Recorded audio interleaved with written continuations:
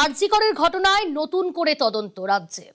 অভয়া স্মরণ সভায় নির্দেশ মুখ্যমন্ত্রী শুভেন্দু অধিকারীর।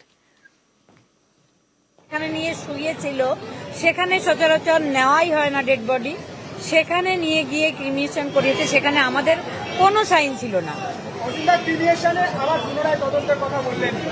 আরে নান্টু ঘোষ আর ওই যে কাউন্সিলর উনাকে তো সোমনাথ দে উনাকে গান পয়েন্টে জোর করে ওখান থেকে ডেড বডি অভয়ার বডিটাকে নিয়ে গিয়ে করেছে, ক্রিমিনেশন করেছে, তার জন্য এফআইআর তো হবেই। ও তো একদম অপরাধী আছে। নান্টু ঘোষ থেকে বড় গ্রেফতার তো হবে, ওর সাজা হবে, ওর ফাঁসি হওয়া উচিত।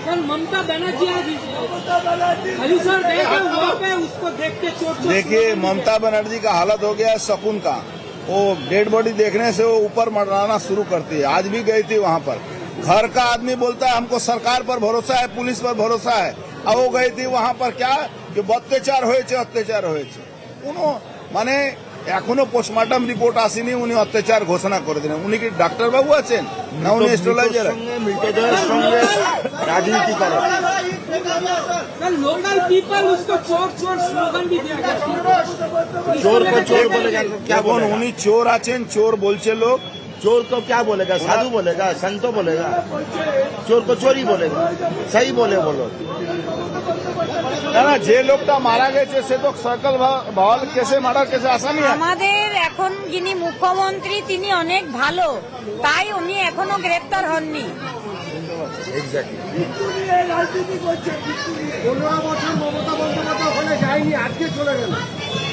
না আজকে গেছেন এই জন্য উনি মমতা বন্দ্যোপাধ্যায়কে একটাই জিনিস বলুন, পানিহাটির ওপর দিয়ে গেলেন উনি। অভয়ার কথা মনে আছে তো? মনে যদি না থাকে বলে দিন আজকে 9ই আগস্ট দিয়ে বলে দিন। আর বলুন যেটা মাননীয় মুখ্যমন্ত্রী বলেছে, গলায় গামছা দিয়ে নাকে খত দিয়ে আজকে যদি পারেন আরেকবার পানিহাটি এসে ক্ষমা চেয়ে যান রত্নাদির কাছ থেকে।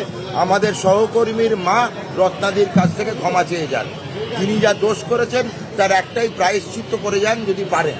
সেই দম তো ওনার নেই, সুতরাং ওই কথা নিয়ে আর তুলবেন না। অবশ্যই অবশ্যই হবে। দিদি বলুন।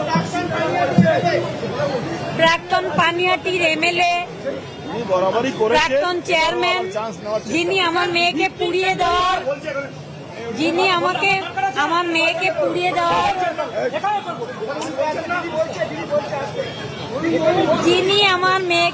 দেওয়ার জন্য প্রাইজ পোস্ট পেয়েছিলেন সোমনাথ দে চেয়ারম্যান, এবং আমার পাশের বাড়ির সঞ্জীব মুখার্জি যিনি ওখানে কাকু বলে পরিচয় দিয়েছিলেন, 3 জনই গ্রেপ্তার হবেন এবং তাদের ফাঁসি হবে।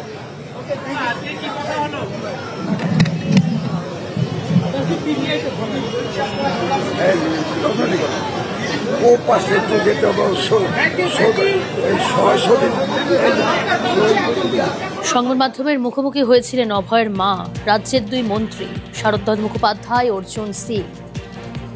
এদিকে আরজি করের ঘটনায় নতুন করে তদন্ত রাজ্যের। অভয়া স্মরণ সভায় নির্দেশ মুখ্যমন্ত্রী শুভেন্দু অধিকারী। কেন তড়িঘড়ি করে দেহ সৎকার? পরিবারের সই ছাড়াই কেন দেহ সৎকার? বারাকপুরের সিপিকে তদন্তের নির্দেশ মুখ্যমন্ত্রীর। অভয়া স্মরণ সভায় নির্দেশ মুখ্যমন্ত্রীর।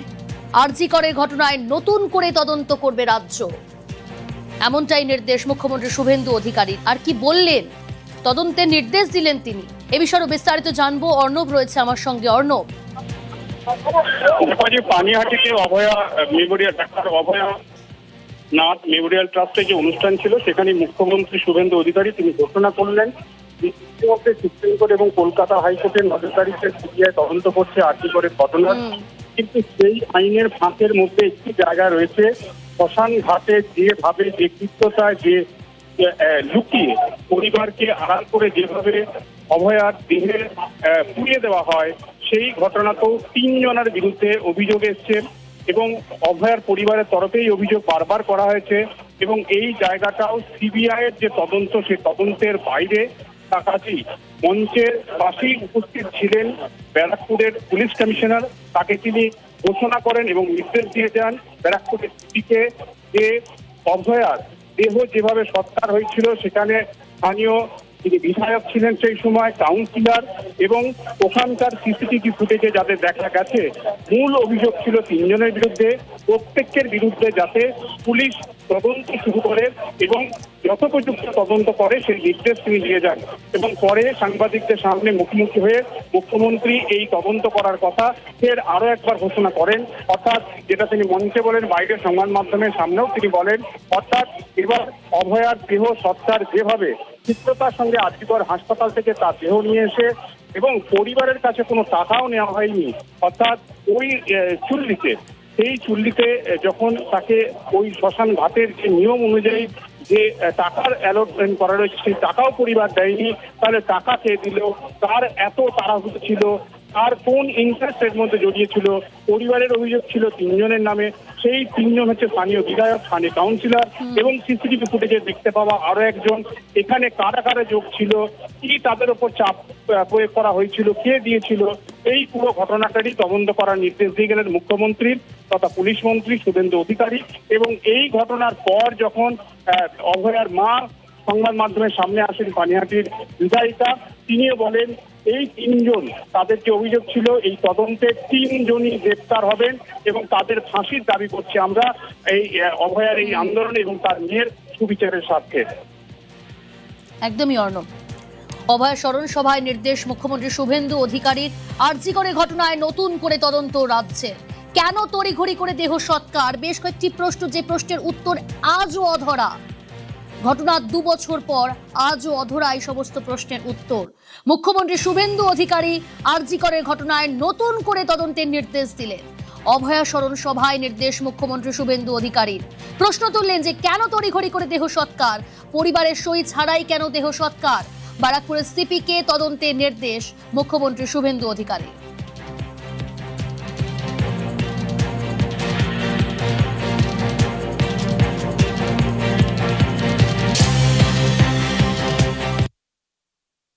পুনর্তদন্তের ঘোষণা আজকে করে গেলাম। তার সাথে সাথে একটি জায়গাতে সিবিআই ইনভেস্টিগেশন করার স্কোপ নেই। ব্রুটালি রেপ অ্যান্ড মার্ডার 14ই আগস্ট 2024 পরিকল্পিত আরজিকরে ভাঙচুর আর আরজিকরে ফাইন্যান্সিয়াল করাপশন, এই 3টি বিষয় সিবিআই কে কোর্ট দিয়ে রেখেছে। রাজ্য পুলিশের ঢোকার সুযোগ নেই। কিন্তু একটি জায়গা আমি খুঁজে পেয়েছি যেখানে রাজ্য পুলিশের ঢোকার সুযোগ রয়েছে, সেটা হলো ক্রিমেশন ঘাট, Natagarh, Kadamtala, CR park, under ঘোলা পিএস। এখানে আমরা আশ্চর্য হয়ে যাবেন, সিরিয়াল 3-তে ছিল, 1 করেছে।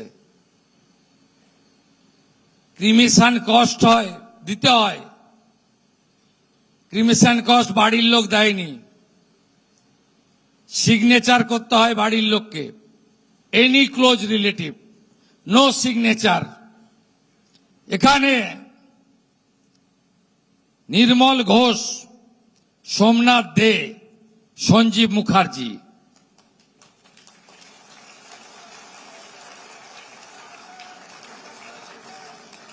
এই 3 জন এই কাণ্ড করেছেন। আমি সিপি আছে, সিপি ব্যারাকপুর হেয়ার, এটাতে সিবিআই নেই।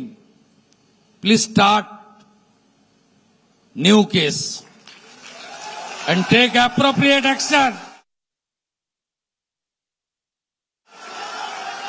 আমার যা করার আছে করব। অভয়া বলিনি, অভয়া বলিনি, অভয়া বলিনি, অভয়া বলিনি। মানুষ আমাদের জিতিয়েছে অভয়ার বিচার দিতে। আমার লিমিটেশনের মধ্যে আমি কমিটেড, আমি কমিটেড, আমি কমিটেড।